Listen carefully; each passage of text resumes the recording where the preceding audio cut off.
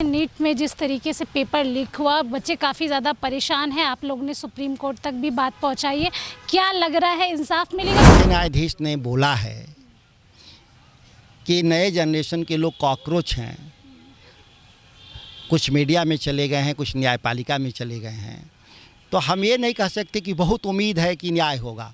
लेकिन मुख्य न्यायाधीश के अलावा भी बहुत सारे वहाँ जजेज हैं जो न्यायविद रहे हैं, तो उम्मीद है कि कोई अच्छा बेंच मिलेगा तो ठीक से फैसला हो पाएगा।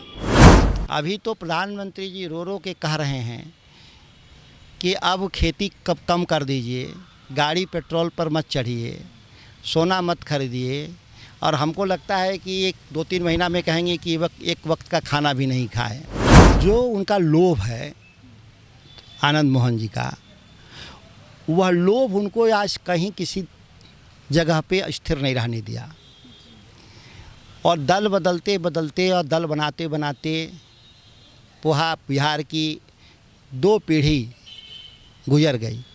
लगातार बेरोजगारी की बात करें तो बिहार में बढ़ता बेरोजगार देखने को मिल रहा है, तो दूसरी तरफ कई ऐसे मुद्दे हैं जिसको लेके विपक्ष जो है सरकार को घेर रही है। ऐसे में हमारे साथ खास बातचीत करने के लिए आरजेडी के सांसद सुधाकर सिंह जी हैं, सीधे जुड़ेंगे। सुधाकर जी, सबसे पहले आज आप लोग ने जो बिगुल फूंका है, आखिरकार आगे की रणनीति क्या है? किस तरीके से आप लोग सड़क पर उतरेंगे, क्योंकि सरकार के कानों में तो जू ही नहीं।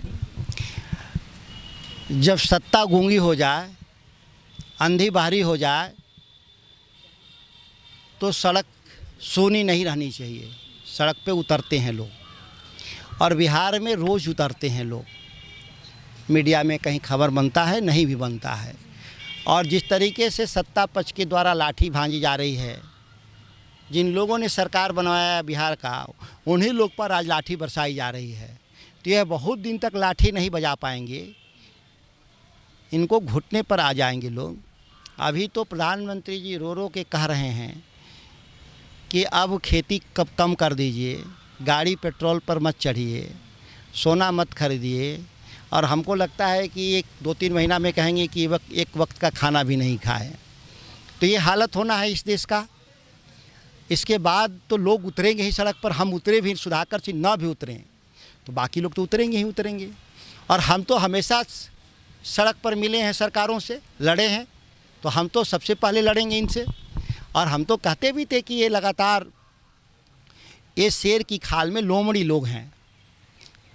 अब सबको पता चल गया है कि ये लोमड़ी हैं, शेर नहीं है। अब विदेश यात्रा पे हैं अपने, अब देखेंगे तो ज़्यादातर विदेश यात्रा पर ही रहेंगे। देश में तो कुछ करने के लिए बचा नहीं है। यहाँ जाके वहाँ जाके घुटना टेकेंगे, माफ़ी मांगेंगे, यही काम है अब इनका, प्रधानमंत्री का। और बिहार में तो डबल इंजन की सरकार है, जैसा बाप वैसा बेटा।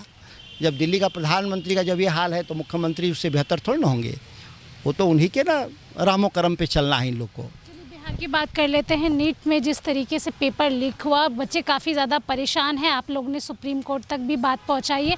क्या लग रहा है, इंसाफ मिलेगा? क्योंकि आप ही के मुंह से मैंने अभी तुरंत सुना कि 27 पेपर लीक हो चुके हैं, और ये प्रक्रिया मतलब चलती आई है। बिहार में हमेशा ही पेपर लीक होता है, और इस बार तो देखिए, जिस तरीके से मुख्य न्यायाधीश ने बोला है कि नए जनरेशन के लोग कॉकरोच हैं, कुछ मीडिया में चले गए हैं, कुछ न्यायपालिका में चले गए हैं, तो हम ये नहीं कह सकते कि बहुत उम्मीद है कि न्याय होगा।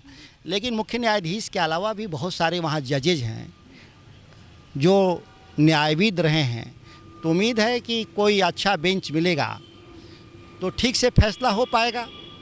कि 87 पूरे देश में परीक्षा लीक होने के बाद भी देश का शिक्षा मंत्री नहीं हटाया गया, परीक्षा लेने वाले एजेंसी के प्रमुख को नहीं हटाया गया।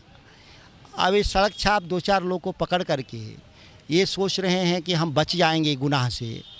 तो इस देश के बच्चे देख रहे हैं, नौजवान देख रहे हैं, इसीलिए सड़क पे भी उतर रहे हैं। और लाठियों के बल पे कितना दिन लोगों की आवाज़ बंद कराई जा सकती है? देश में जहाँ लोकतांत्रिक सरकार है, वहाँ लाठी के दम पे बहुत दिन तक लोगों का जबान आप नहीं बंद कर सकते।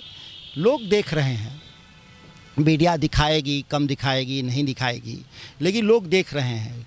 और निश्चित तौर पर ये जो उबाल है नौजवानों में, ये बहुत विस्फोटक स्थिति है।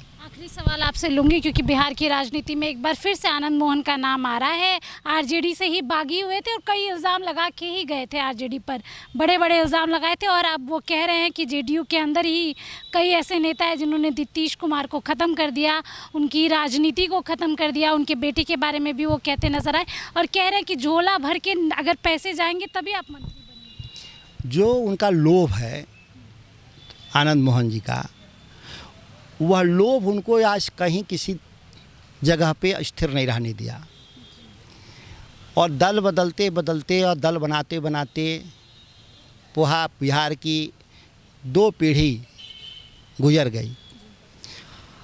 ना उनका लोभ ख़त्म होता है और लोग उनके लोभ से, उनके स्वभाव से परिचित हैं, इसीलिए वो ठगाते भी हैं। राष्ट्रीय जनता दल उनको विपरीत परिस्थिति में अवसर दिया था, जहां उनको धैर्य से आगे का बिहार के भविष्य को लेकर के रहना चाहिए था। तो झांसे में गए थे ठगों के, तो जो पहले ठगे वो दोबारा ठगेंगे आपको, और आगे भी ठगाइएगा अगर यही स्वभाव रहा तो उनका ये निजी मसला है, इससे बिहार को कोई लेना देना नहीं है। चलिए, सीधे तौर पे आनंद मोहन के बयान के बाद बिहार की राजनीति काफ़ी गरमाई हुई है। इसके साथ ही देखिए, बेरोजगारी के मुद्दे को लेकर राष्ट्रीय जनता दल के कई बड़े नेता जो हैं वो सड़क पर उतरने जा रहे हैं, और ऐसे में इसका आज बिगुल फूंक दिया गया है। कैमरामैन प्रशांत के साथ स्नेहा गुप्ता, NBC 24 पटना।